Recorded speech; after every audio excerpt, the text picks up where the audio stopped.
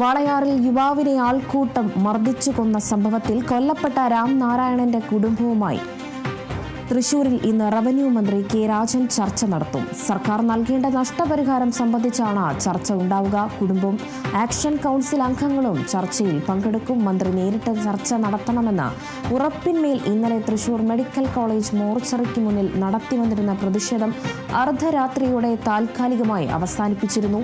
അടിയന്തര നഷ്ടപരിഹാരം നൽകാത്തതിനെ തുടർന്ന് മൃതദേഹം ഏറ്റെടുക്കാൻ കുടുംബാംഗങ്ങൾ തയ്യാറായിട്ടില്ല.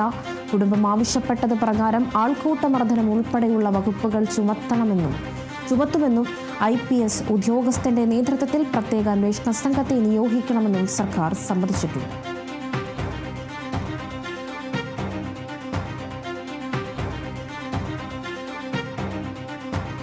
കഴിഞ്ഞ ദിവസങ്ങളിലാണ് വാളയാറിൽ ഒരു ആൾക്കൂട്ട മർദ്ദനമുണ്ടായത്. മനുഷ്യ മനസാക്ഷിയെ ഞെട്ടിപ്പിക്കുന്ന രീതിയിൽ ഒരു ആൾക്കൂട്ട ആക്രമണം ഉണ്ടായിരിക്കുന്നു. ആൾ വിചാരണ എന്ന് വേണം പറയാൻ. അദ്ദേഹം ഛത്തീസ്ഗഡ് സ്വദേശിയാണ്. ഈ രാംനാരായണൻ മോഷ്ടാവ് എന്ന് കരുതിയാണ് ഇദ്ദേഹത്തെ ആൾക്കൂട്ടം വാളയാറിലെ ഒരു കൂട്ടം ആളുകൾ ചേർന്ന് മർദ്ദിച്ചത്. അതിൽ 15ഓളം വ്യക്തികളുണ്ട് എന്നതാണ് പോലീസിന്റെ ഒരു പ്രാഥമിക കണ്ടെത്തൽ. അതിൽ സ്ത്രീകളും ഉൾപ്പെട്ടിട്ടുണ്ട് എന്നതാണ് പറയേണ്ടത്. ഇവരെല്ലാവരും കൂടി കള്ളനാണ് എന്ന് ആരോപിച്ച് മർദ്ദിക്കുകയായിരുന്നു. ശരീരത്തിൽ ഏകദേശം തല മുതൽ കാല് വരെ 40 മുറിവുകൾ കണ്ടെത്തിയിട്ടുണ്ട്. തലയ്ക്ക് പിന്നിൽ ശക്തമായ രീതിയിൽ ഒരു അടിപറ്റിയിട്ടുണ്ട്.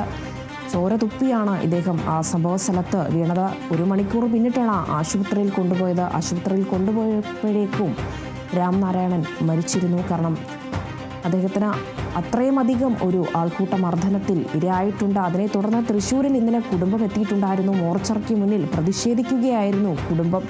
എന്തായാലും മന്ത്രി കെ രാജന്റെ നേതൃത്വത്തിൽ എന്തായാലും ഇന്നൊരു ചർച്ച നടത്തും എന്നൊരു കാര്യത്തിൽ വ്യക്തത വന്നിട്ടുണ്ട്. സർക്കാർ നൽകേണ്ട നഷ്ടപരിഹാരം സംബന്ധിച്ചാണ് എന്തായാലും ചർച്ചയുണ്ടാവുക. കുടുംബം ഇന്നലെ തൃശ്ശൂരിലെത്തിയിട്ടുണ്ടായിരുന്നു. കുടുംബവും ആക്ഷൻ കൗൺസിൽ അംഗങ്ങളും ചർച്ചയിൽ പങ്കെടുക്കും എന്നൊരു കാര്യത്തിൽ വ്യക്തത വന്നിട്ടുണ്ട്. മന്ത്രി നേരിട്ട് ചർച്ച നടത്തും എന്നൊരു ഉറപ്പുകൂടി നടത്തിയതിനെ തുടർന്നാണ് ഇന്നലെ കുടുംബം മോർച്ചറിക്ക് മുന്നിലെ പ്രതിഷേധം പോലും അവസാനിപ്പിച്ചത്.